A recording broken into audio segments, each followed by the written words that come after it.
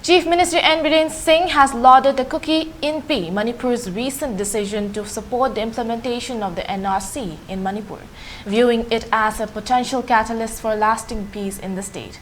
Speaking at a ceremony held at the City Convention Center yesterday, where various government schemes were launched and benefits distributed, Chief Minister N.Biren Singh expressed his appreciation for KIM Kim's stance on the NRC issue. He emphasized that Kim's willingness to accept the NRC, albeit with certain conditions, could pave the way forward in addressing ongoing crisis and fostering long-term stability in Manipur. I welcome Kim's decision to accept the implementation of NRC in Manipur. This step shows a positive approach towards resolving our challenges and securing a peaceful future, Chief Minister Biren Singh remarked during this address as the chief guest. He further urged the Kuki community to engage in dialogue either with him or directly with the central government to clarify and address their concerns regarding the NRC implementation.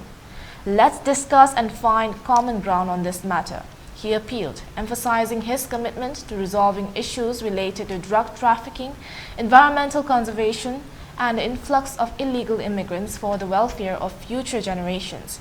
Reflecting on the historical context of conflicts in Manipur, Chief Minister N.Biren Singh paid homage to those who lost their lives, calling them martyrs of the state.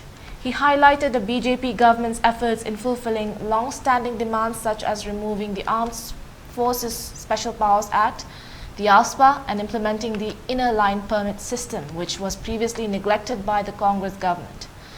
The people of Manipur have endured the impact of ASPA for too long. It's time to move forward with reforms that ensure peace and prosperity for all, he asserted, referencing past protests and sacrifices made in pursuit of these reforms.